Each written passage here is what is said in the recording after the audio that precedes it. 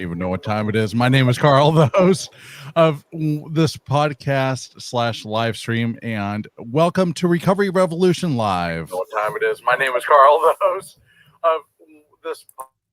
And we had feedback. Where did that come from? Was that you, Brett Morris? It was not me, no sir. I would never do such a thing. Interesting. All right. Well, guys, welcome to the live stream tonight. We want to welcome everybody who is joining us from all over the world and the U.S. We have always a lot of people coming onto the stream tonight, and we are being joined tonight by Brett Morris, Mr. Zach Small, and JR down there. Welcome, everybody. And we are so excited to have you guys joining us tonight. And our guest tonight is Zach, and Zach is a amazing man. He is a Navy veteran with 8 years and 2 deployments. Zach is currently 34 years old, and Zach is 1.5 years sober after going on a 20-year binge for drinking. Zach has quite a following here. In 2015, he is the founder of the alphacommunity.com, which is a blog, YouTube channel, and podcast. And he also is the founder of Forebear Clothing Company in 2020 and the owner of Fraternity of Excellence, which is a private men's community. So, Zach, welcome to the stream tonight, brother. We are so happy to have you on. I'm pumped. Thank you for having me. All right. Excellent. So, how's everyone doing tonight, man? You guys are doing good? Doing solid, man. Thanks. Yeah. Looking forward to the conversation, brother. All right. We got the fellas in the house tonight.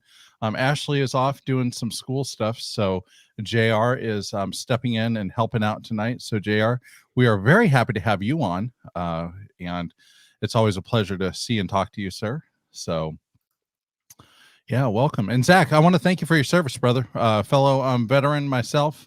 And we appreciate everything that you've done for your country. And thank you for coming on the show tonight. Absolutely. No, likewise, man. Love it. All right. Cool, man. So it's Monday, man. January the 10th. We got a lot going on today.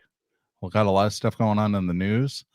A lot of great recovery happening in the rooms. I saw Heather give us a wave. Thank you, Heather. Always good to see you. Thank you for joining us again. And we have Ian. Always good to see you too, sir. Welcome back to the show. So, all right. And Zach, welcome to our show, brother. So tell us a little bit about your story and how you've kind of come into recovery. And we also want to talk about your podcast and your channel and stuff, and the multiple organizations that you helped found and currently run. So yeah, absolutely. I mean, obviously we're talking sobriety and recovery. So let's start there. You know, I can go all the way back, and alcohol is a part of my life. And the main points I remember it being a problem was when I was 13 years old. I was suspended from school for drinking on school grounds. And from there until 33 years old, I was a binge drinking fool, right from the first sip all the way, to the very last. And it's important to note that throughout that time, I didn't have any major milestones that told me, hey, you should wake up. Yet at the same exact time, I had every metric as to what should have woken me up. So from 13 until 19 years old, I was in my parents' home, and drinking was something you did. Drinking was something that the men did. Partying hard, giving your all to everything. And I thought I was doing the right thing by drinking more, trying to outdrink people. They want beer, let's do shots. They're going to do 1 shot, I'm going to do 5. I was trying to prove something to nobody. I didn't learn that till way later, but at that moment, I thought that's who I was. I was a part of my identity. I was the party guy. I was the extreme guy pushing the limits. I joined the military at 19 years old. I joined the United States Navy. And that's where I really screwed my head on straight. That's when, and I'm not saying sobriety, but me in my mission in life, it got screwed on straight. I was motivated, energized, pushing forward, but I was also in that culture. So, and as some of you are aware, in the military, you work hard, you play much harder. And I did that. We'd party till 3 a.m. We'd be ready, clean shaven, squared away at 05, 06, lined up, ready for muster. And Amen. No one thought about that. That was never a discussion. That's just how it was. And that's what we did. And so from then I left the military after 8 years, not because I did not enjoy it, not because I did not want that sweet pension at 39 years old. I left because I realized early on I could not be a good father and a good sailor. I was volunteering for every billet. I was volunteering for every deployment, all IA billets, which even really Navy billets. I was just trying to go and serve my country because it was country, then family, then self. And so in that order, that's what I gave my all to. So I left after 8 years. The mission went on without me. All of that went on without me. And it was in there that I realized I wanted to do more. I wasn't going to be the veteran who just got overweight, addicted to painkillers, and then ended up living under a bridge, because they always paint that picture of, oh, that's what's going to happen. I wanted more than that. And so instead of being the guy who says, well, I used to be somebody, I used to be in the military, I used to be the man, I was like, no, I'm going to keep that going. I'm going to remain the man. And so I started the familyalpha.com, which is my blog. And then I started talking about men and just being men and how to keep that purpose with a wife and children. And then I co-founded and then ultimately became the sole owner of Fraternity of Excellence, a private men's community where men are coming together to talk, how do you actualize that success you want to attain? And then fast forward, I had checked all of the right boxes, man. I was making money online. I had successful brands. Anything I touched was growing with followers. My family was connected. I was coaching youth sports. We were winning championships together. I was raising, my son and my daughter to great new heights. My wife and I were doing fantastic. We had everything locked in except my drinking. I was working my way to becoming a daily drinker. I created multiple six-figure businesses while drinking daily. I created, great connections. I was giving public speeches, motivational speeches, but I was drinking my ass off. And I didn't realize I wasn't running to, being that guy to lead others and have a good time. I was running away from a lot of my trauma. I was running away from something. And mostly that was fear. There was a lot of things I was afraid of that I couldn't face, and alcohol helped me numb that. And it reached the point I have to give a shout out to a buddy of mine. His name is Phil Foster. He runs philfosterfitness.com. That was the one friend who really gave me that tough love speech. He really sat me down. He's like, dude, you are doing some good things, but this is going to destroy you. And you're sitting there talking about how to be a great man, how to be a great person and a good person. You love your children more than anything. You love your wife more than anything, but you don't love them more than anything or yourself more than anything because you're not willing to love them enough to give up the alcohol. And dude, that shook me on a way that I can't even describe still. It's a year and a half later, year and a half sober. And I think back to that and I get that nauseous pit, and it was because I was being a hypocrite. And I hate that. That is worse than being a bad person, pretending to be a good one. If you're bad, be bad, but don't pretend you're good if you're not. And how am I going to tell these dudes, don't let the food consume you? Some guys are addicted to, there's various outlets men are addicted to. And I'm telling them, get over it. And I'm sitting there, I'm like, look, I'm doing all these great things. My family's locked in, but nobody was going to challenge me because I was the guy who the perception was it was all together. Your drinking can't be that bad if you're successful. How many CEOs, how many bosses, how many great athletes have we seen destroyed by alcohol because they were doing fine until that one moment they weren't? And I'm here to tell you, brothers, I danced that razor's edge so many times, and somehow I'm sitting before you without ever having gotten caught. And so to kind of bring that full circle, on July 7th, 2020, 3 days after a bender on 4th of July, because go America, and then days later I'm sitting there and I saw a photo of myself. And I had it encapsulated everything I felt. I was feeling weak, fat, sad. I was trying to outwork my worst habit, and it was gaining ground day by day, man. And so I hit the point where I was sitting with my wife. We were sitting on the couch. We had 4 bottles of wine in the fridge. One of them was open in our glasses. And I looked at it, and just something happened in that moment. Phil's words came to my head, looking at my wife, looking at all the things I'd done. And in that glass of wine, it's like that whole thing it was like a movie. The whole universe was just swirling around with all those fermented grapes. And I looked at it and I was like, I'm done.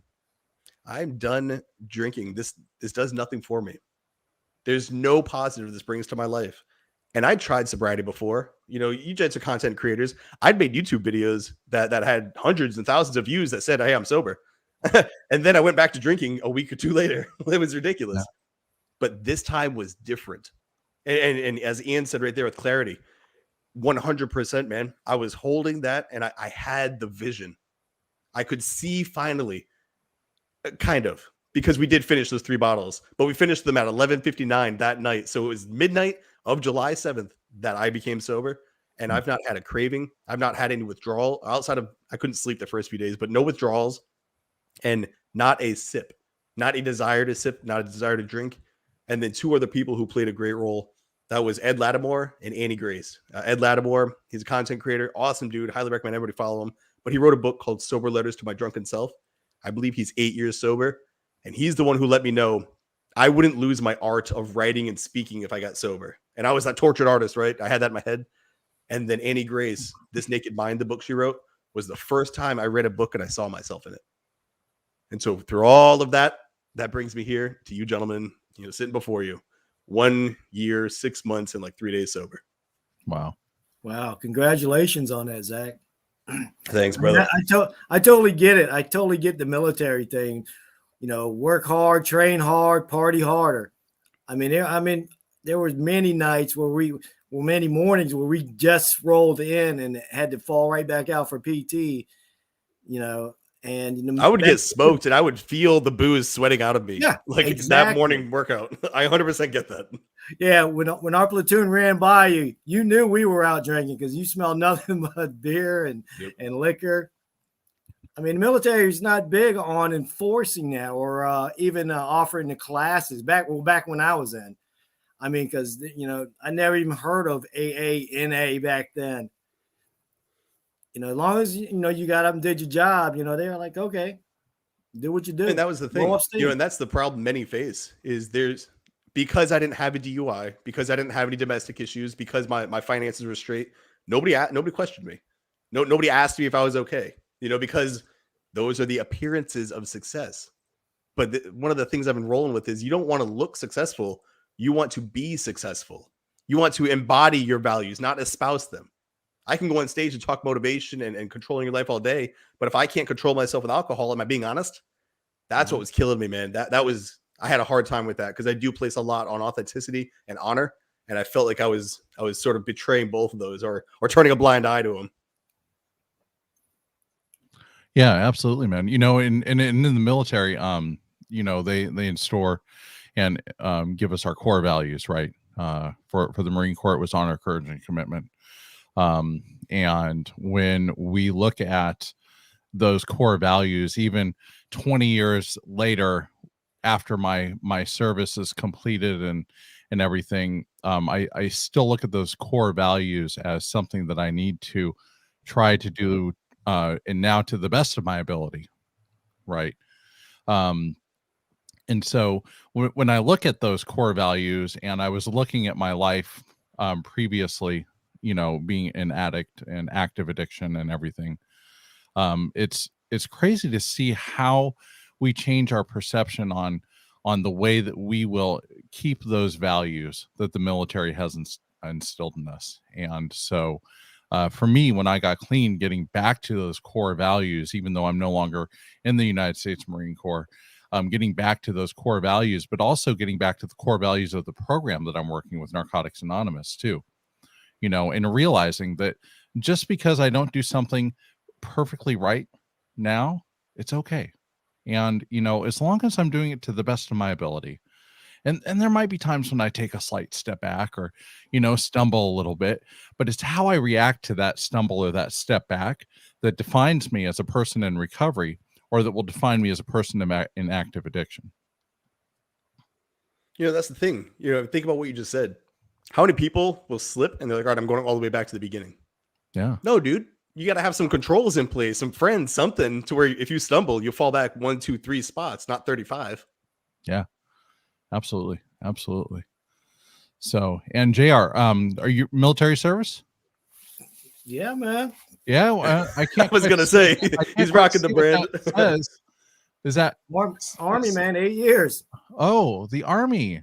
Oh, the Army, Marines, Navy. Okay. All right. I think Brett was in the Coast Guard. No, Brett, I'm the odd man out. I'm the odd man out. No military service here. Were you a Boy Scout? I was a Boy Scout. Yeah. Oh, okay. Well, wait, what is the voice? Is it 3? Is it? No, maybe It's 3. Yeah. 3. Okay. And the sign of Spock. Gotcha. Yeah, that's one of the things. That's one of the things I noticed when I was out there, that I totally, turned my back on all my core values that I learned while in service. And it wasn't until I was sobering up when I went to the VA that I found that brotherhood again, that camaraderie. And that's what really propelled me to get my shit together. I mean, because, you know, out there on the streets, you know, you isolate, you're alone, you're hanging out with people, you know, just as worse or just as bad as you. But, you know, coming back into the military environment really, really helped me. You know, Well, what goes with that too, JR, is the accountability that comes with knowing the people that you're surrounded by, they genuinely care that you exist. They see you and they truly want you to win. There are a lot of people who I realized were my quote unquote friends, but they didn't care. I was their drinking buddy. You know, I was just their pal. But like if I needed actual work, if I called them at 1 a.m, they weren't picking up that phone. You know, and in the military, you have that. Those dudes to your left and to your right, you go down, they're picking you up. Because if they go down, you pick them up. Exactly. And through the fraternity of excellence, that's was my focus with that group. You know, to have a squad of men who are actually doing the work and putting the reps in. Several of the men inside there have chosen the route of sobriety. And they said they could not have done it without the group because they had exactly what you just spoke to. They had someone who saw them. And dude, even today, when I'm making decisions, be it fitness or sobriety or anything like that, I have like their ghost watching me. I have the people that I'm going to let down always watch it. I'm like, I can't do the wrong thing here. You know, these dudes, they're going to see me and I've got to report into them. Because one of the things about me, I share my wins, just like everybody else in social media. I share my losses. Very few people do that. And I would put, hey guys, you know, I screwed up. You know, I missed the gym today. I did this or that, whatever. And I do that because I don't ever want to be exposed as something that's not real.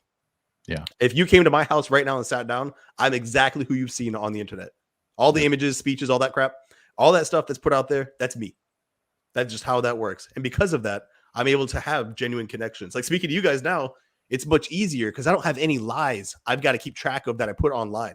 Yeah. This is what it is. I just tell the truth and it's cool. That's why we're sitting there talking smack, you know, before we go live. And it's easy because I kind of get your language. You get my language. You can pick up quick with somebody who's real. Yeah. But if y'all were fake, you would have a hard time too. Like, oh, we got to make sure we say this to him.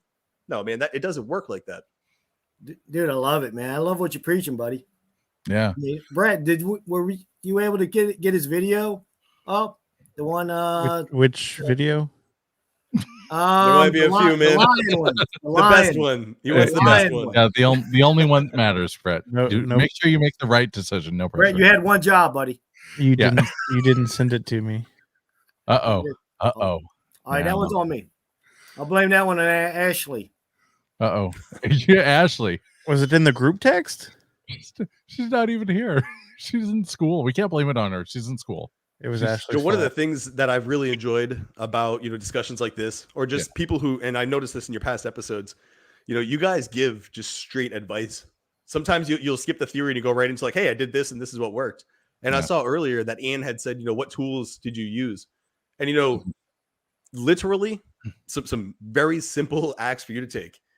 The act of drinking was missed. So if you have that missed ritual of drinking, I have found that seltzer or club soda mixed with a cranberry, a splash of cranberry, that's a made drink. You grab your ice, you grab your juice, you grab your drink, mix it together. You're sipping on that. I brought a coffee to every party I went to. And I was living in New England when I first got sober. So that's totally normal. Like Dunkin' Donuts is a thing. So we go to a party at night. My wife, and here's a good point. I can't believe I missed this. My wife, who's in the chat right now watching this, she quit the same night as me. So when I said all that to her, I implied it, but didn't say it. She also quit. She's like, oh, if you're done, then we're done. So both her and I would grab a coffee. We'd roll into the party. We'd sip the coffee as long as we could. And then when like, all right, shots, do this beer, whatever, we'd shift to the seltzer because we bring our own seltzers. And so to end, you know, just having something that will fix that oral fixation, to have like something besides water or coffee in your tongue, you know, seltzer was my go-to. And then we started making fancier drinks. We would squish fruits. We would do all these things. Dude, we basically have, you know, just very recently, I became an affiliate for Ritual Zero Proof Liquor. And that's the first liquor that I've tried just to sip on, just to do what everybody else is doing, to look and, you know, have that fancy drink you have by yourself. And in no way does it pull me towards the booze. I don't like alcohol. I don't believe in alcohol. Alcohol is a freaking liar. And I hope you guys know how much I'm repressing the true words coming out because I don't want to start dropping bombs on your channel. But man, alcohol does not follow through on the dreams it gives you. And to Ian, thank you, brother. I appreciate you enjoying the journey. This is what it's about, though, by sharing it, by putting that with you men. If I had not gone public, there are literally, I wish I could screenshot my DMs right now. Literally every single day I am flooded. Thank you for this. Thank you for, whether it's parenting, sobriety, it doesn't matter. People are reaching out saying, thank you for talking about this because nobody else will. And so that's, if I had not spoken about it, we wouldn't be here right now. Ian and all the followers right now wouldn't be getting this because you three decided to do the same. I'm going to own my shit. I'm not going to pretend it's sunshine and rainbows. I'm going to own who I am, what I've been through. I'm going to share with you how I climbed out of that hole. Dude, I cannot commend you guys enough because we need more of this in the world. Yep, exactly. Yeah, exactly. Absolutely. That's something we preach here is recover out loud, because you never know who your story is going to impact. I mean, if one person in the audience hears something that sticks with them tonight, and that's because you came out, Carl came out, Brad came out, and we shared our story. I mean, we're not perfect human beings. We're just trying to do the best that we can. Yeah, absolutely, man. And that's where it comes back to doing it one day at a time, right?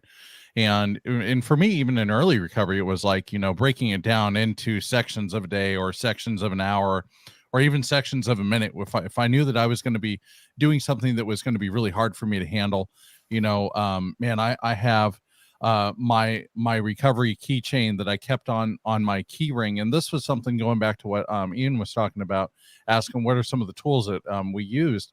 Man, that tool that I used was holding on to those keychains or the key tags that I would pick up, at a meeting. And so these key tags that we pick up at the meetings, I would put each one onto my my car keys.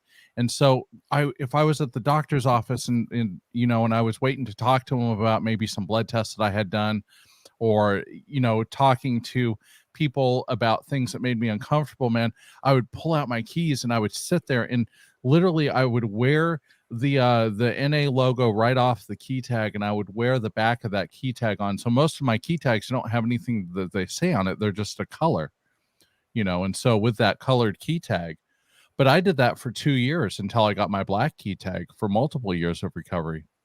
And I've kept all those, man. And every year that I get another tag at my year mark for that meeting, I take my old key tag off of my car keys and I put it on that keychain. And now it's it's pretty big now. Sorry, trying to get my hands. It's opposite from what the screen's doing. So, I'm trying to get my key tag. It started out short, and now it's getting bigger and bigger and bigger. And I keep it on my wall, at work, to remind me of the journey that I've gone on. Because I also think that part of the tools that we need to do is that journey that we have gone on. And we have to remember the journey that we've taken. Because I think that if we forget the journey and all the pain and all the suffering that we went through in early recovery and that detox and, and learning about ourselves and all the uncomfortable moments that we've had, then, maybe we might forget why we're actually doing this.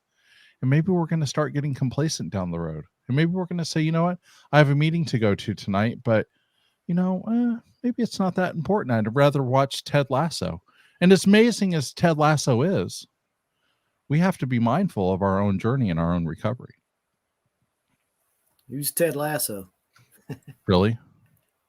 JR.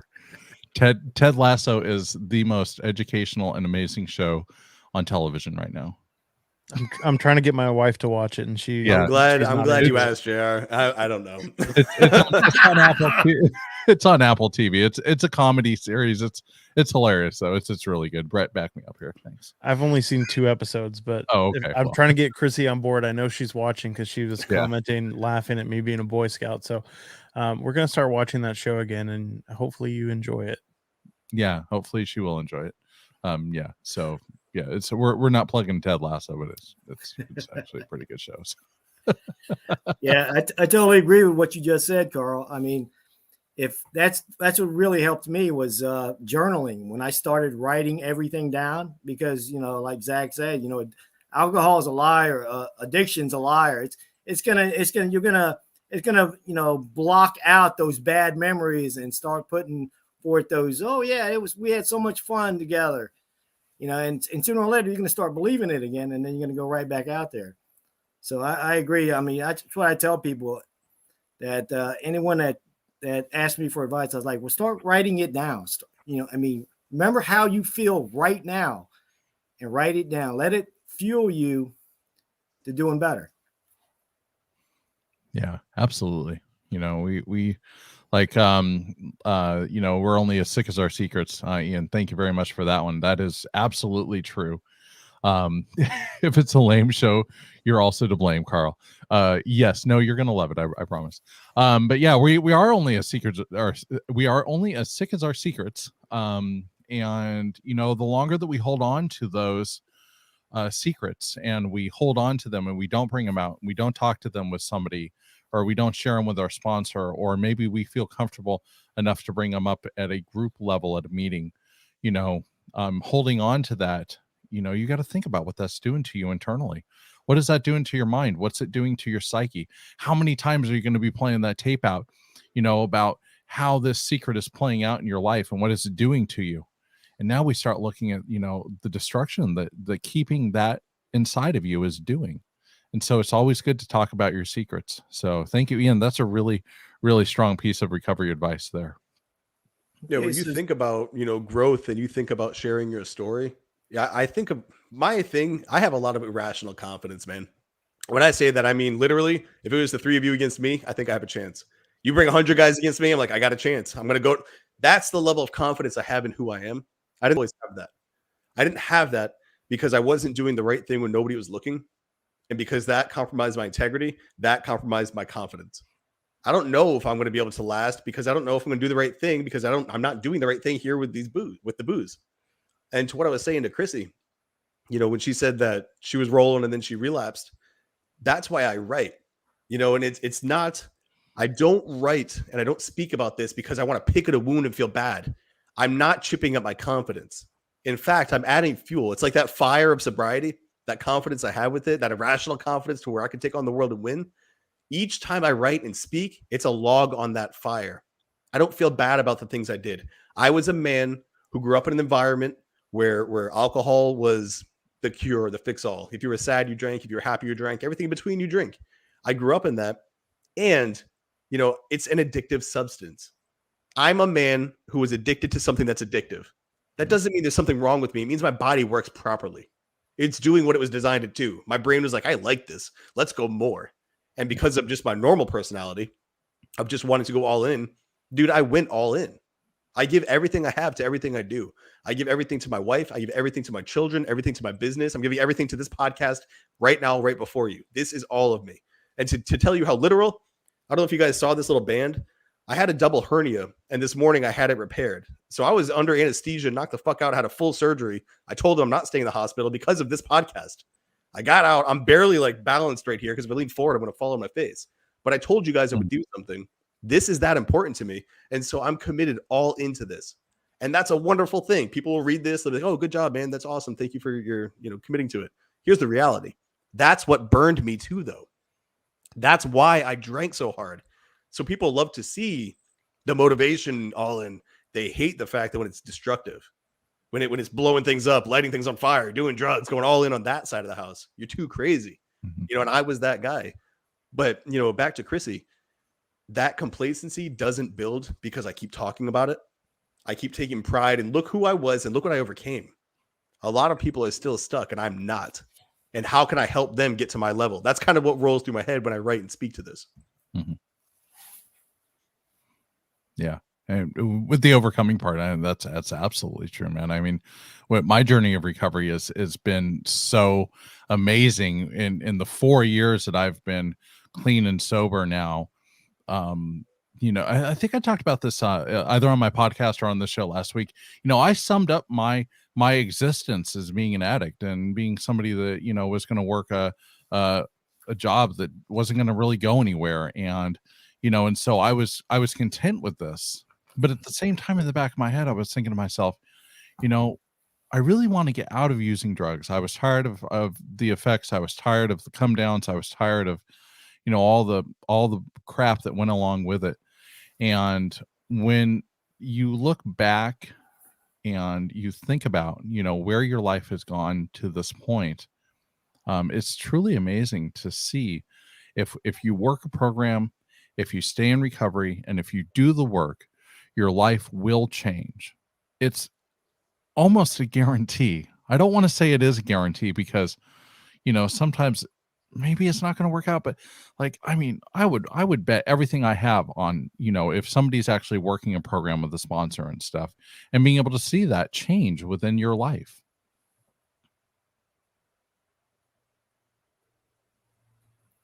Dude, double hernia surgery, and you're online with us? Yeah. I got you guys back, Dude, man. that's When you're all in on that's something savage. committed, you go all the way. It's just a thing. It's not even a thought. My wife was like, "You're insane." I haven't taken painkillers because I didn't want to be sloppy for this. So like, we're all in right now, guys. Like, I'm literally and physically on fire. Like it's like there's just a flame on my lap right now. It's both sides. It's my left and my right. There's a double linguinal, but irrelevant. The point is, when you build that confidence up and you get that thing rolling, this is just a thing. This means when I say this, I mean the surgery. It means nothing to me. This is what hey, shout out to Jackie. This is what we do. This is who we are. That's funny. You give it what you have. If you stand for something, you don't stand for it when the sun is shining. You stand for it in the rain. You stand for it when you're cold and you're wet. I don't love my family only when it's nice and bright. If they're sick, I'm there. If they're hurt, I'm there. If something goes bump at night and it's going to come hurt them, I'm the one answering that door. That's what we do. And it's easy to say, I love my kids more than anything. I love my spouse more than anything. I love my brothers. I would give anything for my fraternal brothers and my inner circle. But if you're not going to answer that call at 1 a.m, you don't love them enough to inconvenience yourself. Right. And that's a problem. And I would not, how could I stand and look myself in the mirror and say, I'm willing to give this all I have if, my hips hurt, I can't go on a podcast. I'm just sitting down. I'm not being shot at. I'm here talking to you guys. I'm very comfortable even in this discomfort. And that's something that you embody it. And to Ian, I almost feel guilty saying this. I've never had a temptation to drink. When that switch flipped, and I talk about that all in, I'm trying my best not to be the evangelist demonizing alcohol. I hate booze. I hate alcohol. I will never drink again. I know you're not supposed to say it. I said that on day number 1. And here I am 550 plus days. I will go another 550 days without drinking because alcohol is a liquid poison. I was spending time and money on a liquid carcinogen. I was literally trying to get myself fat, give myself cancer, and make myself weak and miss deadlines and lose respect while giving my money away and my time away. It's insane. That's how I view it. I don't like to go on those rants though, because I get it. Some people can have a sip and put it down, and I don't want to blur those lines. Like, you do you. But for me, heck no, it's the devil. Yeah. Yeah, absolutely. And I have a similar thing. So when I finally went to the hospital and right before I went into the hospital, I told myself that this is something this is my out. I'm being given an out and I don't have to use anymore. And so that's why I gave away all my paraphernalia and all my drugs and everything. And I haven't looked back since. And for me, I haven't felt any temptation either. I've had using dreams, and a couple of them were pretty freaking real. And I remember waking up from one in particular and looking around my room and looking for paraphernalia, looking for the drugs, looking for the pipe, because it really felt like, I had screwed up big time and I had just given away all my clean time. But other than that, I haven't had any desire to use. And I know that not everybody, like you said, Zach, not everybody feels that same way a lot of the time. And they do have those triggers and they do have that draw to go back. And I work in the recovery field and I see it all the time. But yeah, for me, it wasn't really that desire to use anymore. And I don't go back and I don't miss it. In fact, one of my normie friends asked me, he says, "Don't you miss drinking?" And I told him, "Hell no, man." Are you kidding? Like, no, this is the best decision that I've made in my life. Well, you tell him too. I still drink. I drink water. I drink seltzer. I can have a soda. Exactly. I can have all these. I just don't drink booze. I still I enjoy liquid. Yeah, exactly. We need liquid to survive. I mean, think about athletic brewing. Oh, I love beer. Well, if you love the taste of beer, athletic brewing has 0 alcohol. Have that. And then you realize, well, I don't want the drink. I want the drunk. Right. And that's where I take a different path than most. And I was talking about ritual. Same thing. Oh, I love whiskey. Well, do you love the taste of whiskey or do you love getting smashed off whiskey? Mhm. What are you really saying here? Because if you won't buy 0% anything, then you're trying to get the buzz, chase that. And then you have to ask the question, why? Why do you need to run from this life? And or does it amplify? For some, it does. They treat it like a nootropic. So I don't ever want to pick fights with those guys because look, do you? My co-partner and co-founder of Oak and Rock Fatherhood, he drinks. Him and I get along fine. And he's one of the most productive men I know. So I'm not going to talk about booze in that sense. I'm going to talk about me with booze. So I just need to make sure people know where I'm coming at from this because I have a lot of friends who drink and they're awesome, motivated dudes. Yeah, absolutely. Absolutely. So Brett, you're quiet today, brother. Everybody's chatty. Everybody's chatty. Yeah. No, I was listening to Zach's most recent episode. Actually, I didn't get to finish it all the way, but I listened to about an hour and a half of it today at work, and he was talking about they were talking about parenthood and fatherhood, and one of the things they were discussing, he was talking about like being his authentic self, which he's talked about quite a bit tonight on the show. But I was curious, like, how did you find that balance, or just balance in general, man? Because that's one area that I struggle with, because I have that same mindset of like being all in, and I'm always going. I always have projects I'm working on, whether it's this show, my podcast, stuff with my home group, work, other commitments. Like I feel like I'm always constantly going. So like, how do you find a balance in life, or how do you maintain things? Because I feel like at times my life can just be completely out of control. For most, the biggest issue is they don't have a cornerstone to their personality, to their livelihood, to their mission. And what I mean by that is there's not one rock that you base all others off. And for me, there is. So my cornerstone is family. If this doesn't jive with my family, I don't do this thing. Alcohol didn't jive. It helped with that decision. My businesses, I ran them in a sense. I mean, dude, I started out in the corner of my bedroom and I had to do it at night because I refused to not see my kids. And I had to do it on certain days because I refused to not spend time with my wife. And there were times where obviously I had to be like, hey, I can't, watch a show or go do anything tonight. I've got a guest coming on, so she understood though. It was a give and take. There was balance between the two of us. But if you're just like floating around in a ship and you don't have a compass, well, then you don't know where you want to go. The wind can take you this way and you're like, all right, I'm going to start a podcast and get rich. And then the wind takes you that way. Oh, I'm going to start a YouTube channel and I'm going to share my mission and my vision with the world. Oh, we're going to start a clothing brand. The wind's going to bring you everywhere. And you have no way to just grab the rudder and steer where you want to go. And you have no map or compass to decide, hey, that's the direction I need to go to get what I want. So for me, having that cornerstone, I allowed to build everything from it. The Family Alpha was built around family. The YouTube channel was built around family. But again, I knew my true north. I knew what my vision was. I'm still not at my vision, and I've done quite a few things, but it's all based off family. And if it doesn't work for them, it doesn't work for me. And so therefore, I've passed on a lot of opportunities to go speak at places, tour certain places, connect with certain people, because I'm like, you don't jive with my message. We can't work together. I can make money off you for sure, but it's not about the money. It's about family. And because I focused so much on what was true to me and living my truth, the money came, the time came, the freedom came, all of that followed. And I just stayed true to me. And to this day, everybody thinks more is better.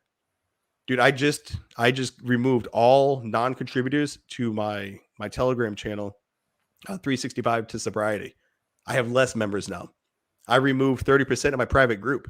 So I hit my bottom dollar financially in order to provide better value to those inside. Nobody's lurking. You're active or get out. You're working with these other men or you should leave. I can't trust you because I don't know you because you don't share anything. And if you were to wear my shirt with my brand on it, or you're going to go out in public and say, hey, I'm a part of Fraternity of Excellence, yet here you are doing all these negative things and stupid things, you would make me look bad. So anybody I did not know or trust, they left. And people would say, well, why are you doing that? That goes against everything that online says. Because I'll whittle it all the way down, family. If I can't trust you the same way that I have to trust if you could hurt me, which would hurt my family, this isn't working out. It's not about money. It's not about status. It's not about follower counts. It's about family. And from there, if you can build from that, and for you, you'll have to choose what that stone is. But dude, we live in an age where there's infinite opportunity, and therefore people choose nothing. Because they have so many ways I can go this way, I can go that way, I can go that way. Back in the day, I could go to college. I could pick up a trade. That I could join the military.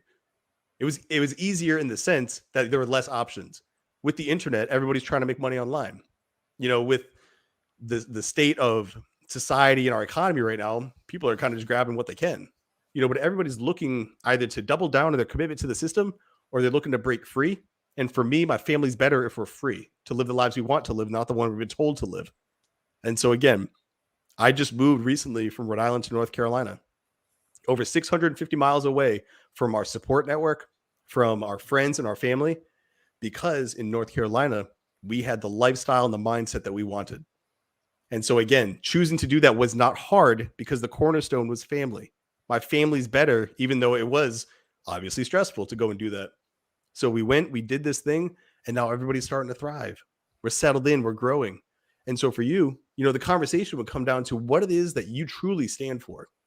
What's that one thing? And then let's build around that. Let's grow. And I would love to have this conversation, on the side that we can go a little deeper in the details, but this is what it's about. We're now having a connection. Those watching are having a connection. You should be thinking about, how can I apply the advice this dude just shared? Don't just sit and listen to the Recovery Revolution. Don't just sit and listen to anything or watch anything. Use it as a tool. This dude, Zach, showed up. He said some things that maybe I jived with. All right. How do I apply it? So that was Anthony that was giving a shout out to down there. He's a solid dude. But look, as you go through, how do you apply that information? Don't just be a well-read man, a well-listened man. Be a successful man. Actualize that by taking all this knowledge you're getting and putting it into motion. Apply it. I mean, Carl, you dropped some nuggets when you're talking about your approach to tracking the keys. Dude, leave little mementos. Stack those mementos. That was making me think of challenge coins, man. You look at all these, like, look what I did. And dude, anybody listening to you, I would hope would be like, oh shit, I could have this. So every time they think, is this worth it? Maybe I should just go back. It was easier that way. And they look at that. Nah, look at how much I've done. I'm just having a bad day. And that might be what saves them. But it's only if they apply the information that you shared. And to me, that's the point of what we're doing here. Absolutely, man. And and those nuggets, like you were talking about the challenge coins, and I keep my cigar box here, and and I've got all my Marine Corps challenge coins and stuff in there that I've kept over the years, and I even got a coin here from my rehab that I picked up when I completed the first phase of rehab, and all of these little tokens and medallions and keychains, and this is one of my 90-day keychains that I always keep a clean one because I want to frame these up one day and do a nice display of them. But keeping stuff like that and remembering the path and journey that we've gone on, for me, is so important because, like I said earlier, if I forget where I've come from and forget the journey that I've taken, then I really, I don't want to have that complacency. And complacency for me is probably the scariest thing that I could face right now in my recovery. And it doesn't creep up, but it just means that I need to be vigilant about where I'm at with my recovery. I need to be vigilant about my meeting attendance. I need to be vigilant about going to my sponsor's house on a regular basis. So when I get done with a meeting with my sponsor, before I leave his house, I say, hey, when are we booking our next meeting? And I put it in the calendar. I don't wait for him to call me and say, hey,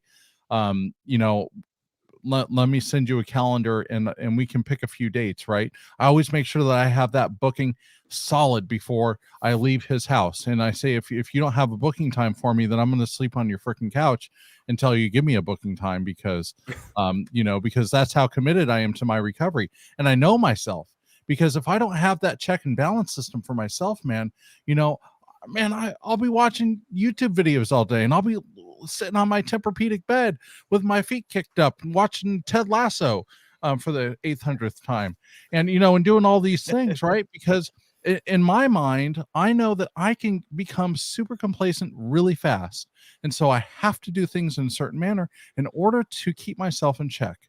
So making sure that I have that appointment booked with my sponsor.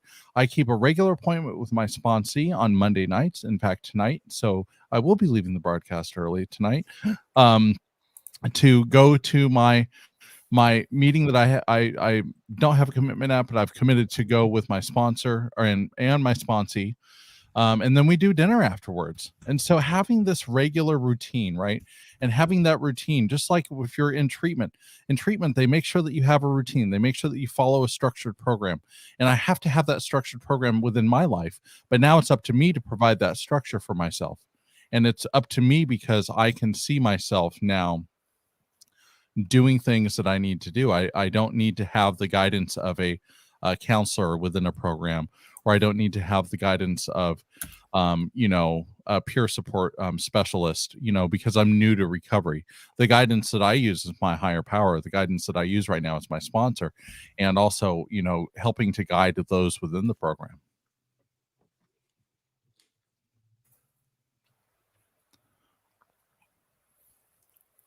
I was waiting to comment until the big photo dropped. Go ahead, JR. Sorry, guys. My stream deck didn't work just then. I was trying to switch back. So fired.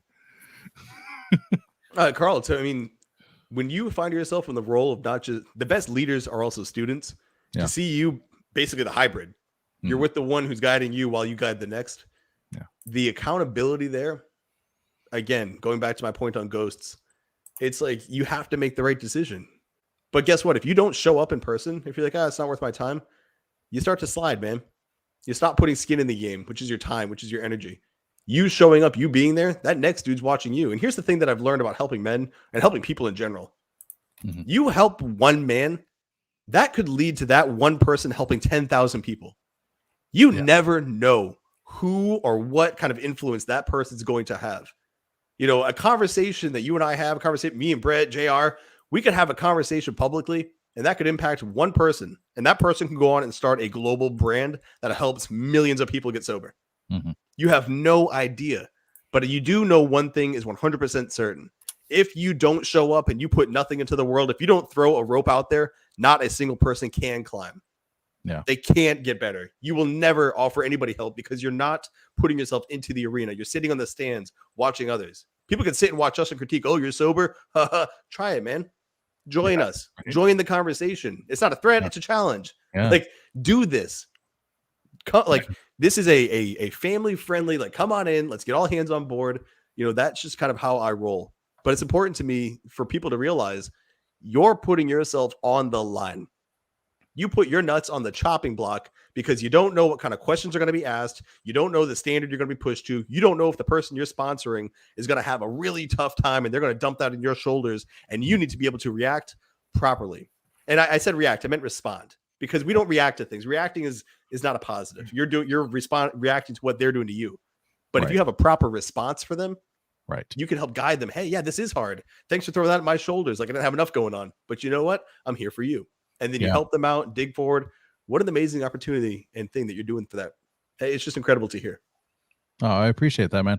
And, and you talked about that response too. I think that having a response is really crucial, but also a response that you can have for somebody if, and I get this at work a lot. I work as a clinical supervisor for a rehab out here, and I don't always have the answer, even though I would like to think that I had the answer. And early in recovery and in my addiction especially, I always wanted to be the person that had the answer. So my response was either the truth or it was going to be a made-up answer, right? And what I've learned in recovery is that it's okay not to know. It's okay to admit to somebody else that you don't have the answer that they're looking for, but you can do the best of your ability to try to find the answer or to try to correct what you're doing for that person, right? Because, one thing that I had to learn is that we're not perfect, and it's okay not to be perfect, because that's what makes us human. And that's how they relate. Yeah. To Anthony's point, the courage to live authentic will literally save lives. Dude, this goes back to my point in social media. I can't relate to the dude with a perfect life. And how the heck can you trust me to help to your story and relate to you if I've never touched the fire? People can say, oh, fire is hot, don't touch it. No, but what about the people who've been burned? They know why you don't touch it. They don't understand why. They know it because they have the burn. They have the scar. Dude, I flew too close to the sun. I was burned. I've been there in multiple areas of my life. But I share that so people understand you're not a bad person for having gone through bad things. And who you were does not dictate who you can become. Only you can do that. And if you aren't willing to accept that you are your problem, you're never going to get to the point where you understand that you're your solution. Right. You can solve your problems because you made them. Give yourself that power. Give yourself that just cheer for you as much as you cheer for all these other people. Don't root for me on here and then go and look in the mirror and say, oh, I'm shitty. I'm a bad person. I'm not that. No, root for you. You're the hero in your story. Yeah, absolutely, man. And and I love the fact that you said don't let that hold you back from your own potential. And so two quotes that I really love in recovery, and I have them on two of my apparel shirts for the Drunken Worm podcast, is that do not let fear hold you back from your own potential. And my sponsor told me that about 2 years ago when I was applying for a job that I was really questioning, like, am I qualified for this counseling job? It was with a really big company, Acadia Healthcare, and and I had a lot of doubt because I was just coming out of an internship, and I'd worked in a county rehab facility, and so it was going to be a big change for me to go from a county facility over to a private pay sector facility, and so there was a lot of doubt. And so he told me that, and it's really stuck with me. Because I listened to him and I took the advice, and I went for that job, and I was able to get that job, and I was successful at that job, and it really felt great to come across that. And the other one is that that I really like telling new clients when they come in to our facility is that a lot of people come into recovery with different backgrounds, right? You might have somebody that's been incarcerated. You might have somebody that is a CEO of a company that is struggling with an addiction issue. You might have an athlete that's struggling with an addiction issue. You might have a stay-at-home mom that's struggling with an addiction issue. And, it does not matter who we are when we fall down. What matters is who we can become when we stand back up and dust ourselves off. It doesn't matter who you are. What matters is that journey that you take to make yourself a better person and to become that better person. Amen. Yeah. Okay, we have a t-shirt giveaway. Family of Excellence graciously donated one. And we just also blended like 3 different brands right there. I just want to point that out. That was like 3 different companies smashed into one. Fraternity of Excellence. It's Four Bear We also Clothing want to Co. run your video. Brett finally got your video hooked up. Yeah, let's run the video real quick, and then we'll We are talk about lions. the giveaway. Here we go, video time. I want to win, absolutely, but I'm not going to win at the expense of my family. I'm going to win with them. I'm going to win, and it's going to be like the tide. My friends are coming with me, and every man in this fucking room is coming with me, to include the ladies. We're winning together. All these boats are going to go up because that's how I operate, and that's how I'm running my family. So when you see all these people telling you all these reasons why you should stay down, they want you to stay down. Especially, we talk a lot about the crabs in the buckets. People want you to do well. They don't ever want you to do better than themselves. Because once you start to surpass them, they're like, hey, get back here. You got to try. I wanted you to lose some weight, but not all the weight. No. You've got to win. You want friends who cheer for you when you pass them. You want men in your life, you want individuals in your life who, when you do better than themselves, not only do they clap for you, they come to you, they swallow their pride, and they say, hey, can you show me how you did that? There are a lot of men in here, I'm willing to assume, have a really hard time with that. Dude, that's it, man. I love that video, dude. Yeah. It's a good one. That's awesome, man. Was the music live? No, I added that No? after the fact. Okay. A little clip. 'Cause But I that mean, was- it should have been live because that was. If I had somebody like was drop down epic. from the ceiling playing a piano, that would have been pretty legit. maybe next time we'll get Elton John to come out for one of Hey, your. Brett There we Small, go. listen kazoo. Yeah, I'll bust out the kazoo. Yeah, I'll Brett- throw a Brett is picture up here. I'm gonna throw a picture up here real quick so everybody can All right. see the awesome T-shirt that they are entering to win. Oh yeah, dude. Four Bear Clothing That's Co. dope. So all you got to do is comment hashtag 4Bear in the comments, and you will automatically be entered for your chance to win. And we'll do the drawing live later on in the episode. So stick Nice. around for that, and we'll make it happen. Yeah. A quick That's point awesome. on that. People ask why Four Bear, and well, why did I make it the family alpha? Well, the Family Alpha is about me. That's where I write about masculinity in men, keeping masculinity in marriage, and keeping masculinity in fatherhood. Why not Fraternity of Excellence? Well, this is VIP. You can't buy this unless you're in the group. So Forebear came apart because there are a lot of threads out there. There are a lot of companies that have a certain message, and none of them really align with my message. I want strong families filled with strong individuals. I don't want to laugh at dad bods. I don't want to laugh at the wino moms. I don't think kids these days are a problem or they're annoying or the ball and chain. I think strong marriages, I think strong individuals, I think strong children is what we should be representing and standing for. And so Forebear is honoring our forebearers, our ancestors. They did a lot of work to get us here. And it's our motto that you can craft the future by honoring the past. You honor your ancestors by investing in future generations. So honor your past and craft your future. Play an intentional role in raising them up. And those threads, that's me. That's what represents me. And so I'm not wearing Nike or these things. I don't go name brand anymore. I wear my brands or I wear my friends' brands. You know, every now and then, if I can't find what I exactly need, maybe it'll be something name brand. But outside of that, man, dude, we stand for a family. And again, this goes back to the point of, well, you say you stand for it. How much though? Are you willing to go out and start a company to build something that's not there for what you want? Because when I left the military, the VFW wasn't doing what I needed. The Boy Scouts weren't doing what I needed. Nobody was doing what I needed. So I built a company that did it. And the Fraternity of Excellence has basically brought the military to the world, except you don't have to deploy. You just connect with the men. You can build that camaraderie and brotherhood. And so when I don't see what it is I want to see, I build that thing. If for nobody else than myself. And that's just how we operate. If the only person ordering from Forebear is me, and the only person inside FOE is me and two other dudes, so be it. I'll burn it to the ground if it's being authentic. This is never going to compromise. I do not compromise the integrity of my values.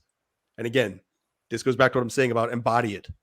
Live it. Live your sobriety. Own it. Don't just talk about how you need to get sober. You want to get better. Build it. And actually, big shout out to Broken Chains. I understand how hard it is to get this rolling. So I'm buying one of that dude's shirts, maybe more than one, tonight, because it's just cool to see people helping people. And when I see that in your chat, if he's taking the time or she is taking the time to come into your stream and comment and support and build you up and not just spam with, hey, buy this, but saying, hey, awesome, good job. I'm doing this, working on sobriety. And then they have a business. Those are the people you want to support.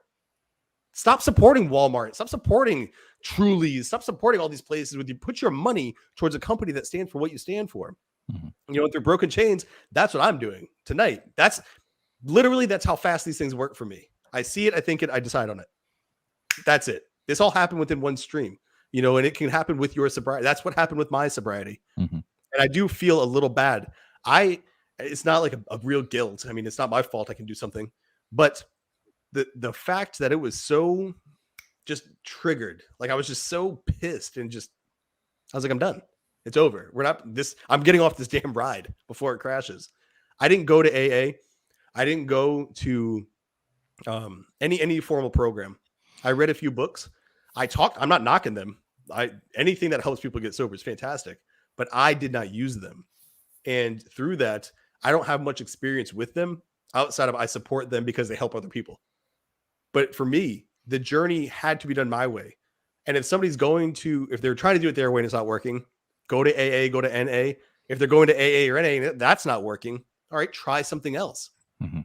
Just keep trying all these different things. You can't be wrong for trying a lot of ways to get healthier. Amen.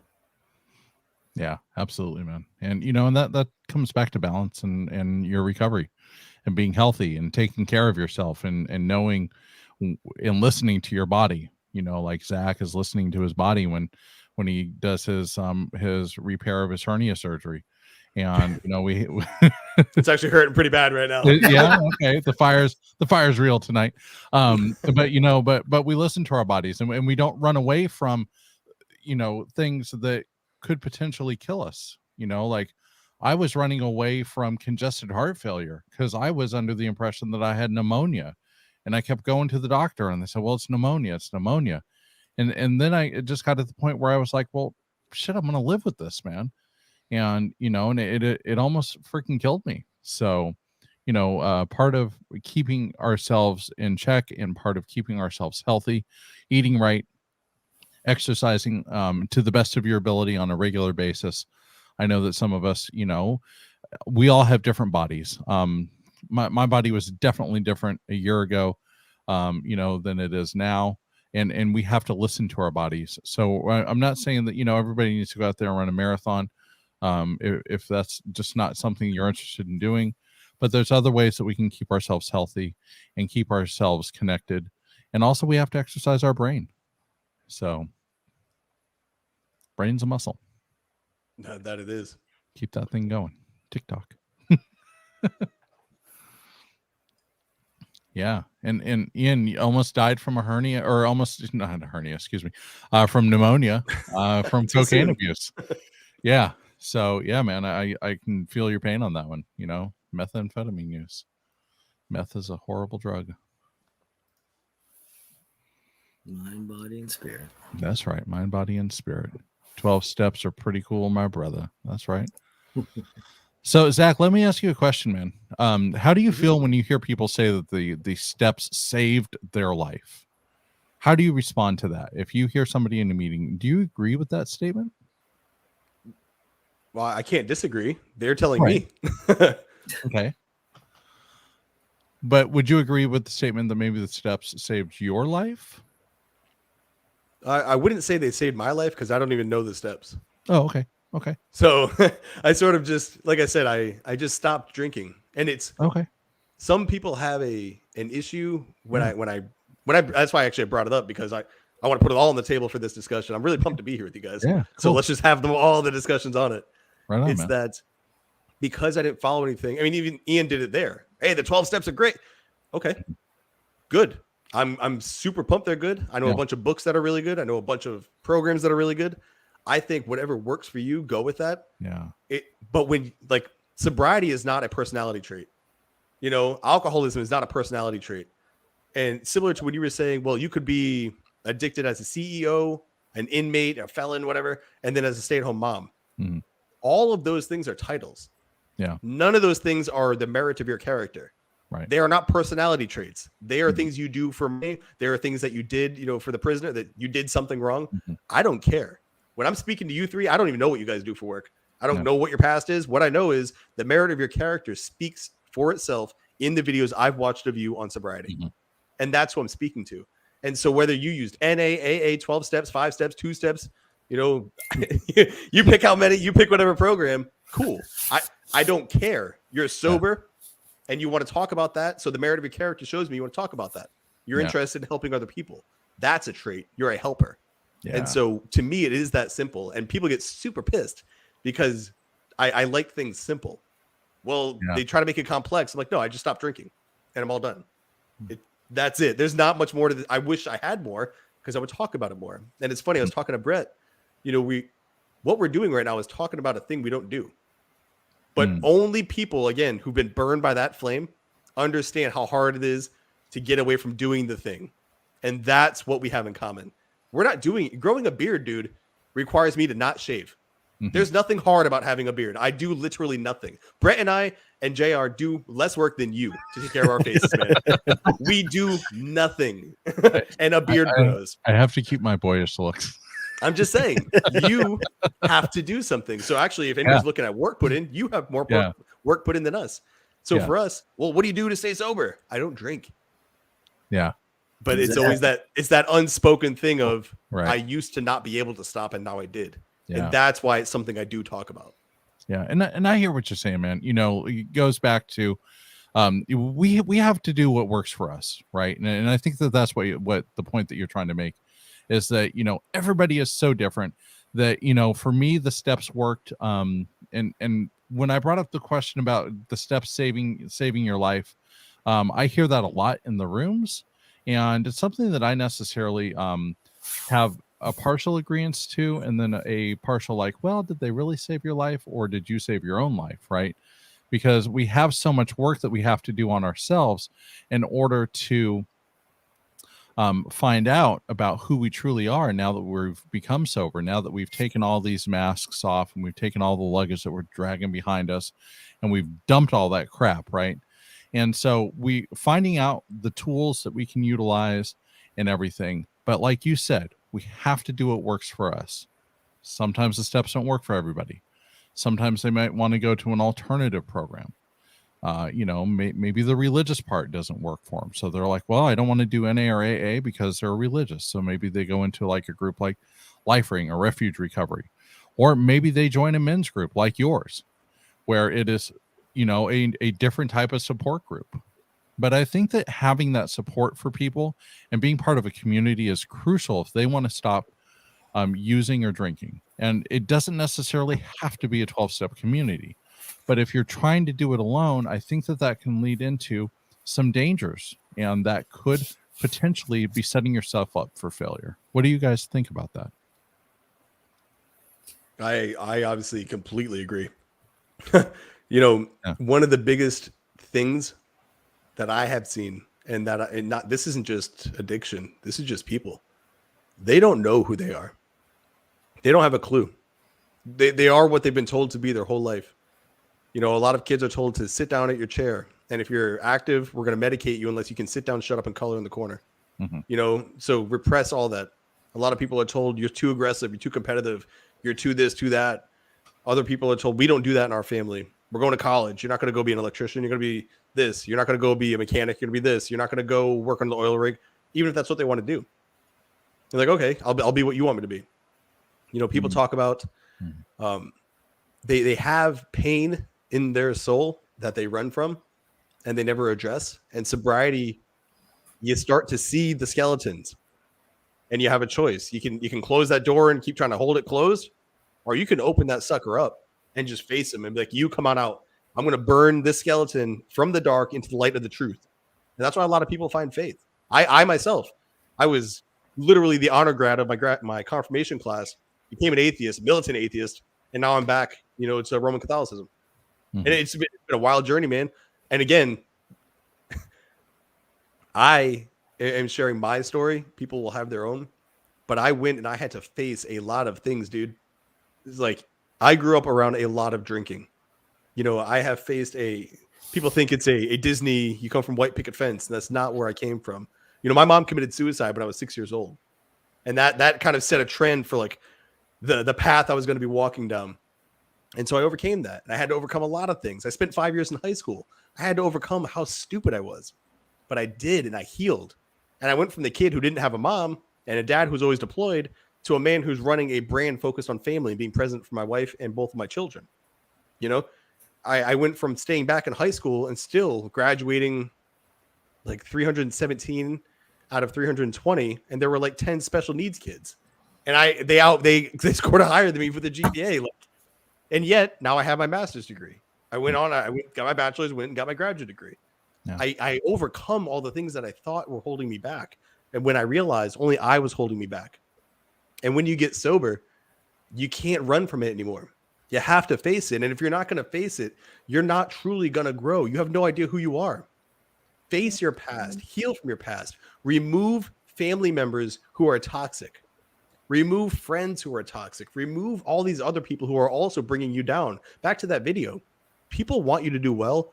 They very rarely want you to do better than themselves. And if your parents are struggling financially, they want you to stay poor, regardless of what they say. Because when they start taking those little digs or taking those little shots when you're like, oh, you got a lot of Christmas presents, or oh, nice new car, or whatever the hell they say, you're like, why are you not praising? Like, why are you not clapping for me to go past? Like, I'm doing well.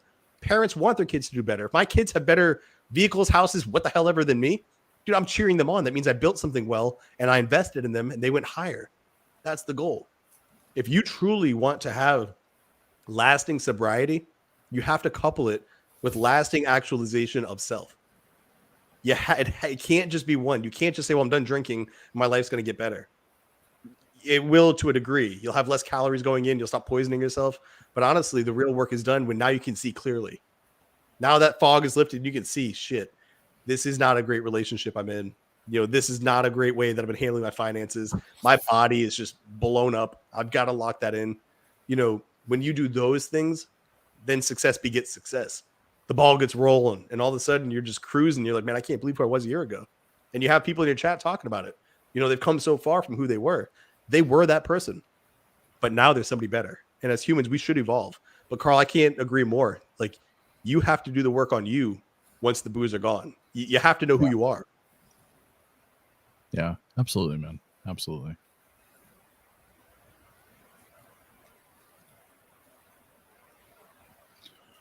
So we had Ian left. Ian, thank you for joining us tonight. Like I said, it's always good to see you.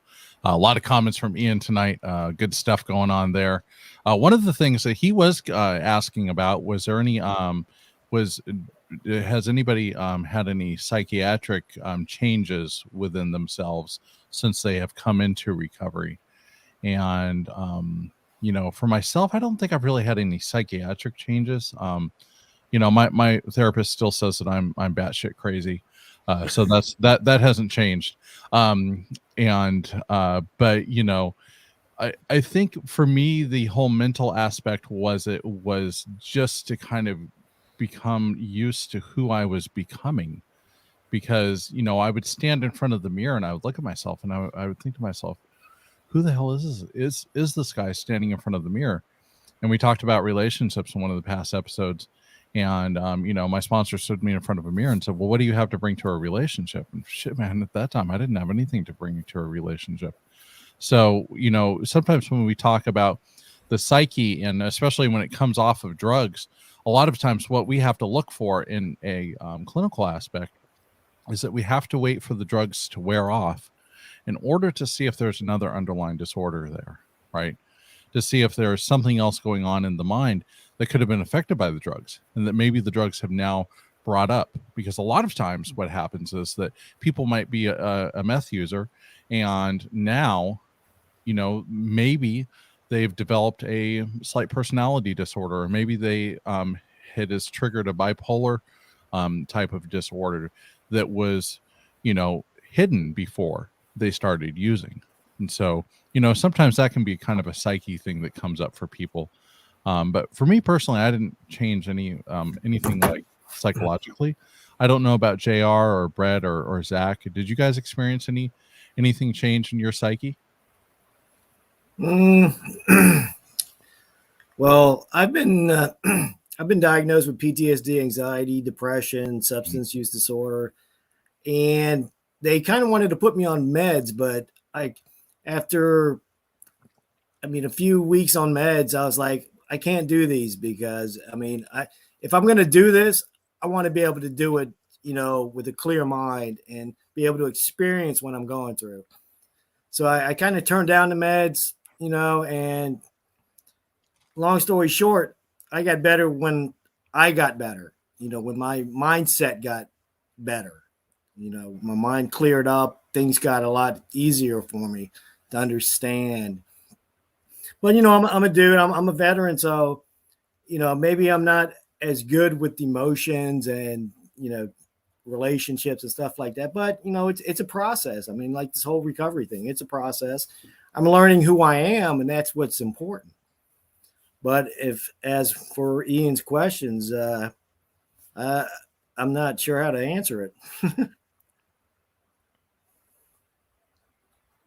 Yeah, I can agree. I think I had kind of a similar thing to Zach, where I was going to meetings, but I hadn't come to the realization that I had a problem, and it took me about 2 years, and then just like it was like a light switch, just like boom, all of a sudden I knew I have a problem, and it's like, okay, I'm never going to use again. So I can relate to elements of Zach's story where it's just like, yeah, I'm done, like no more. I don't know if this falls under psychiatric, but I'm way more peaceful. I'm way happier. I have a great memory now. I have dreams now. Like I'm much more consistent to deadlines and achieving things. My energy's through the roof. I'm a lot less fat. I'm a lot more focused. My recovery is better. Yeah. So I don't know if that's psychiatric, but there's a lot of great things that happen that make me just a much more positive dude. Yeah, well, I think that is psychiatric, man, because that's playing with your own psyche, right? The way that you that's view, what I think. Yeah, I agree. You view yourself, I agree. Because part of our psyche is how we see ourselves, and part of that, when we have negative self-talk or we talk down to ourselves and say, "Oh, you stupid," whatever, can't you get anything right? And you're always screwing up and stuff. Because that's the way I used to talk to myself. Like, it was rough. But I've had to teach myself to start accepting that, like I said earlier, that we're going to make mistakes, and it's not going to be perfect all the time. Even though, the Marine Corps and the military and everything instilled a sense of perfection in me. right? When it came to our uniforms, when it came to making sure our boots were shined to a certain proper manner, making sure that our workstations were neat and tidy, making sure that our foot lockers were neat and tidy, making sure that our wall lockers were neat and tidy, making sure that our beds could bounce a quarter off of them, and, you know, making sure that we had hospital corners on all of our bed covers, and, you know, and all the things that are instilled in us in the military kind of had to be undone when I came into recovery, because I wanted to come with this military manner to myself.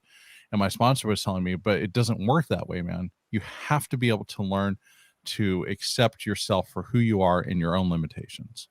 But also accepting my own limitations, I have to be able to realize that I can't let those limitations hold me back, because there's always room for improvement, and there's always room to do something better than what I feel that I can do today.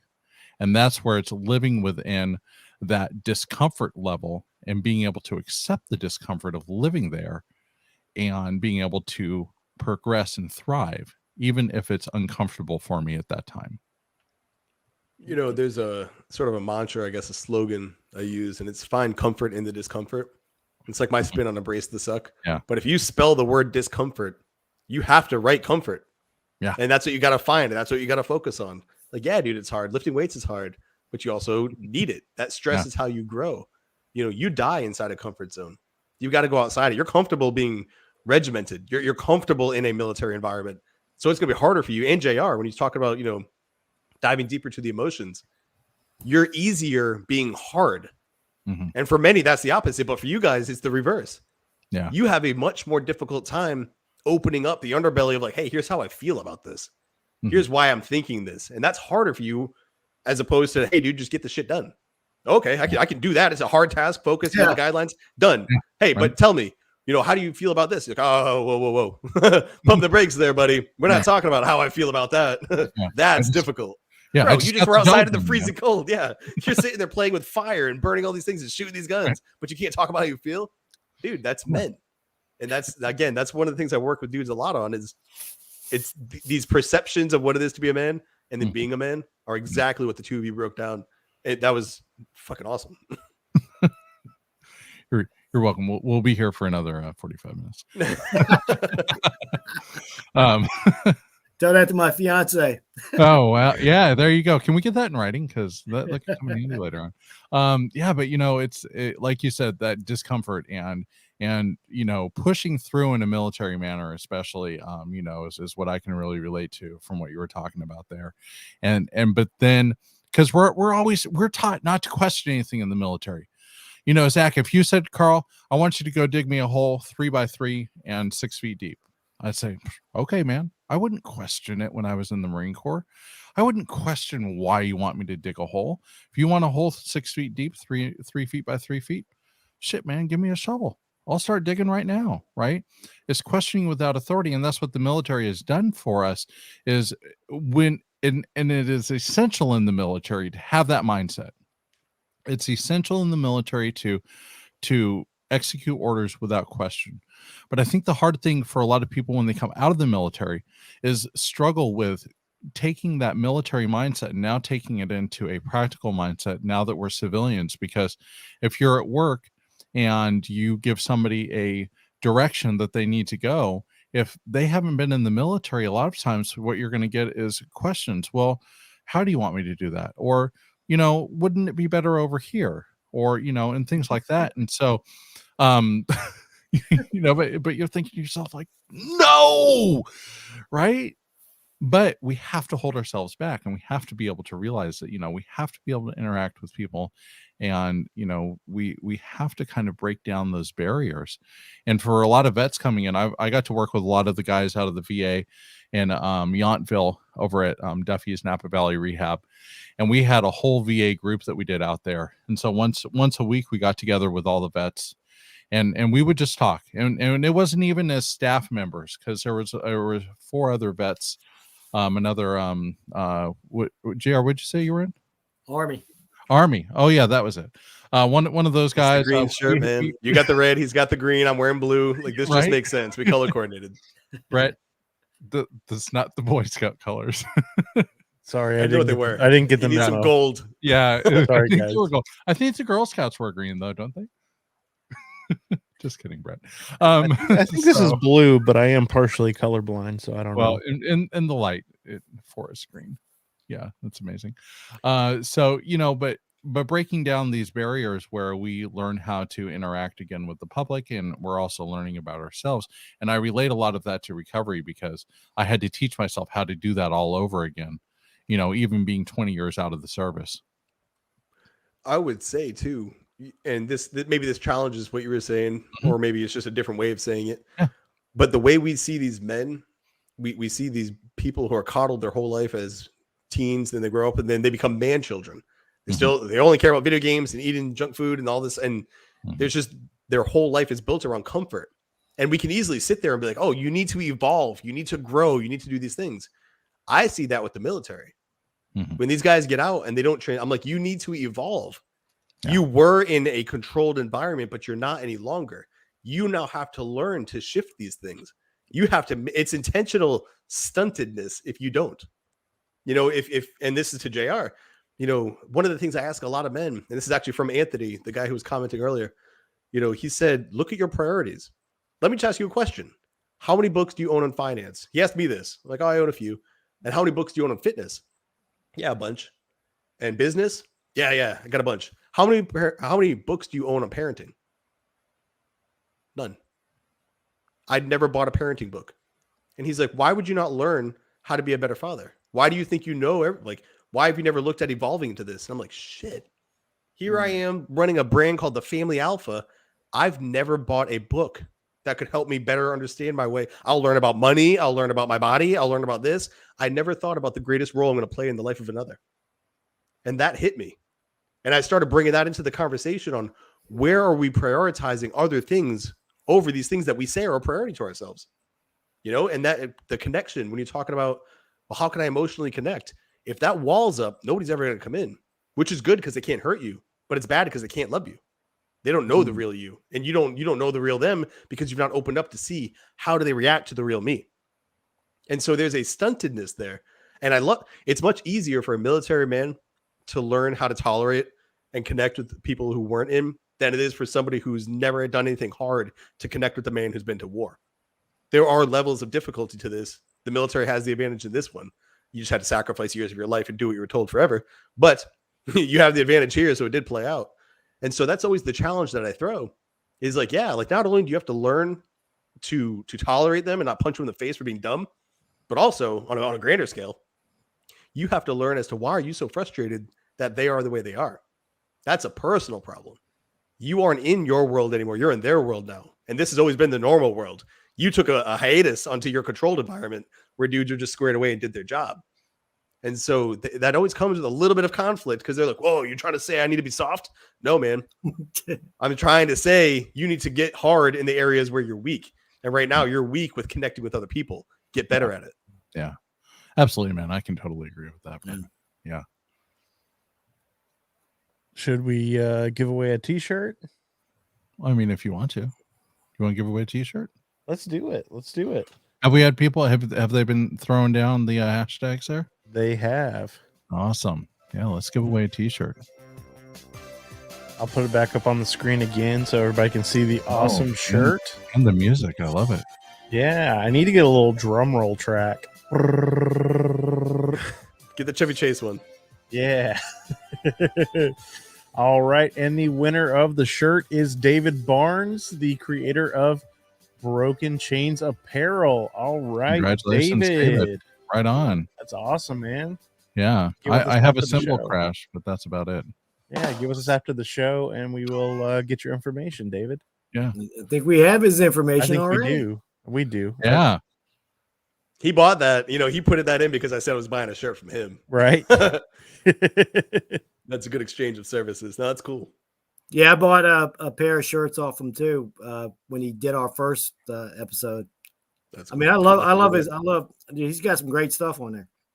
Yeah, and he was an emergency guest that one week when our other guest no-showed. He just stepped up like 2 minutes notice and jumped on the show.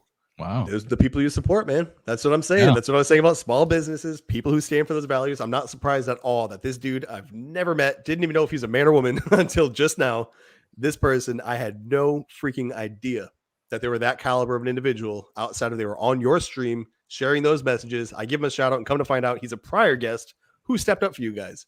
That's not coincidence. That's a fact of somebody embodying and living those values. Absolutely. Yeah, I think him and his wife work at a children's shelter, children's homeless shelter.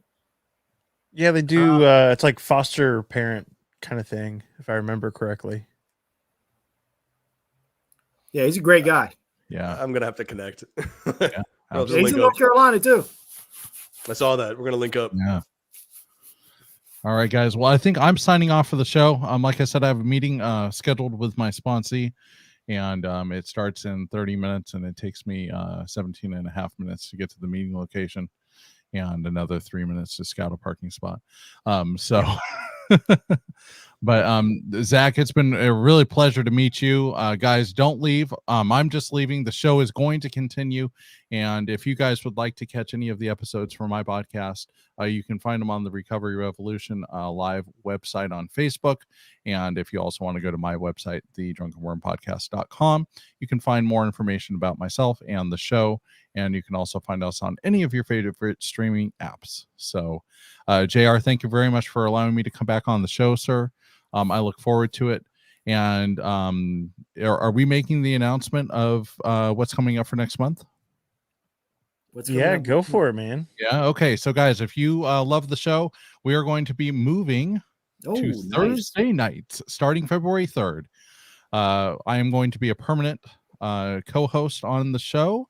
And we're going to have Brett on here, and Ashley is going to be on the show. The lovely Ashley. She's in school tonight, so she wasn't able to join us. So JR is stepping in, and JR is actually the creator of this whole program here. So JR, again, thank you for all the work that you've done on this, man. It's been an absolute pleasure getting to know you over the past couple of weeks and getting to talk to you and our crazy chat stream that we have going on off the air. I see Ashley in the comments. Hey, there's Ashley. Yeah. Oh, Ashley, there you are. You haven't left us yet. Okay. So, Ashley, Thursday nights, if you guys want to find us on Facebook, you can always hit us up on our professional pages on Facebook, and also Zach's page and his website. And Brett will be giving you guys a plug over to all of his information before the show is over. So again, Zach, it's been really a pleasure to meet you, brother. Hopefully we can catch up offline, and I hope you guys have a good rest of the episode, man. Thank you. Take care. Go get some blue cheese, Carl. Oh yeah, my connect with the blue cheese over at Black Bear Diner. I already told her I was coming, so she Zach, you doing okay, buddy? I mean, you double hernia. I mean, that's got to be painful, dude. I'm good, bro. I mean, we've had you for 90 minutes now. I can hang. Do we want to segue to birthday stuff, JR? What do you want to do, man? Yeah, let's run the birthday stuff and then promote for January's sober shout outs. All right. So Chris and I can get a head start on that one. All right. I'll run the video first, and then we'll go to the slide for the January. All right. Here we go, guys. Woo!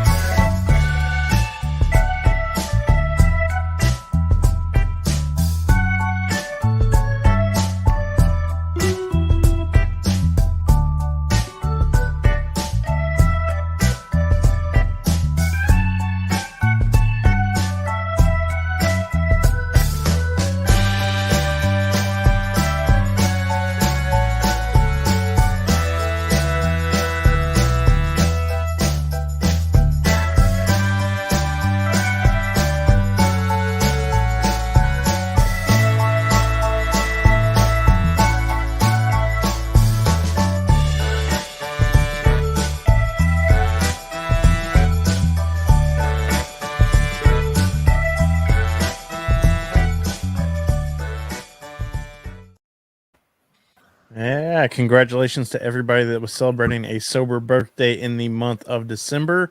That video was brought to you by Doing It Sober. If you guys are looking for awesome sober gifts and merchandise, be sure to head over to doingitsober.com. They have all kinds of medallions and different memorabilia and stuff, so check that out. Yeah, the birthdays will be listed in Recovery Today magazine's next episode too. Nice. Yeah, and then we also have this fun little thing. If you want to be added to that list, look for that post. It's pinned to the top of the Facebook page, and just drop a comment and we will add you to the January video. And yeah, that's what it looks like. It's a GIF, and this is just a screenshot, but that's what it looks like. Nice. Yeah. Anything else? Do we have any more questions for Zach or anything else that we want to talk about? Did I'm an open book, man. Did we share Ask your me link? anything. Did we share his links? I had the fancy QR code for Zach. Okay. That is a solid move, man. That's that links impressive to as shit. all of his that links to all of his stuff. I'll do that because it's covering JR's face. I'll go full screen so people can see it. Bam, the QR. Boom. There's actually a lot of content that's gonna be coming to that. I laid off the blog. I've been working a lot on Oak and Rock Fatherhood, the YouTube channel, and then we're gonna get that site running as well as my group of just end of year items. So I'm actually looking a lot, forward to more longer form content with writing. I stepped away from it a little bit, and then you get that itch, you start diving back in, you start writing, and all of a sudden the words are flowing. So I'm pretty pumped to be bringing the Family Alpha back to life. It's gonna be a good time. And again, it's just about it's me. It's my thoughts. It's my views. It's my perception as to what's going on and how I think men, fathers, and families can better connect. And it's funny. Those were the pillars. I started this in 2015. So from 2015 till 2020, it was men, fatherhood, or men, marriage, fatherhood. That was it. Those were my big three, my columns. I love the number 3. I recently added sobriety. And dude, when I write about my sobriety, it is so freaking personal and satisfying, like just so satisfying to be in a position to where I can write about this because I never thought I could. And to go back to me talking about irrational confidence, I truly never thought I would be that guy. I'm actually, my throat's getting a little tight, so I'm going to override that one. It's we're again back to feelings, Look, it's one of those things. But man, I literally never thought I'd be a dude who could say I'm 1 year sober. That's how much it was a part of me. It was a part of my identity. It was a part of my habits. I did it to feel good. I did it to think good. I did it to feel like a man. I did it to feel like a party animal, to feel young, to feel energized, funnier, all these things. Booze made me that. I was like Ernest Hemingway. I was a struggling artist. I came from this background and I overcame it and I deserved these drinks. And dude, it was all a lie. And I never thought I could break free from those chains. And to a degree, I don't know if I've ever broken from those chains. It's just I carry them now. They don't hold me down. I walk with my chains in my hands and I show people this was around my soul. And now I fly and I can throw these chains over my wings and take off, and to be able to do that, it's one of the most personal things I've addressed. And dude, I'm talking about my kids, I'm talking about my family, but to share my sobriety, that became a 4th pillar on the blog. I'm going to be writing about it quite a bit more. A lot of connections of mine, a lot of people who are going through it as well, both struggling as well as very successful and further down the line than me. I've got a lot of content stored up to be released with them. And dude, it's just a lot of people are struggling. And to be able to write about that from a position, I wouldn't say of authority, but of similarity, of shared struggle. It's like we're all sitting on the round table. We all see each other. We're all equal. And it's not, I've got a year and a half, but I was there with you. The only thing stopping you from a year and a half is just a year and a half from now not drinking. It's not a superpower. It's just time. And so when I see people like me who were like, I can't do this. I'm like, no, I couldn't either. And then I did. Let me give a shout out to Nick Davis, my Canadian brother, author of Takeoff. Nice. Welcome. And a future guest, I believe. Awesome. Well, You want to wrap things up, JR? Any more questions for Zach? Who's commenting under the? I don't know who that is right there. What is that? Yeah, I don't know who's under the Recovery Revolution page. The comments that are coming in via YouTube look like they're spam, so I haven't been putting those on the screen. It's all a bunch of gibberish. Yeah, I've seen a few of them. Yeah, I don't know what that means. But we really appreciate you spending tonight with us, man. I mean, that was some gangster stuff right there, man. Come from surgery, say, yo, I got a podcast to be on. See, It's a real thing, dude. That's the dedication I demand from Brett, Carl, and Ashley. I'll be podcasting on my deathbed, JR. So Ashley said, what's your favorite part of fatherhood? You know, there's a lot, but if I had to choose one, I would say seeing how different my kids are from me, but still seeing myself in them. You know, both of my kids are two individuals. They're living their own lives, and I'm blessed to be able to watch them grow and play a role in that. But they're so different from who I am, and yet I see myself in them every day.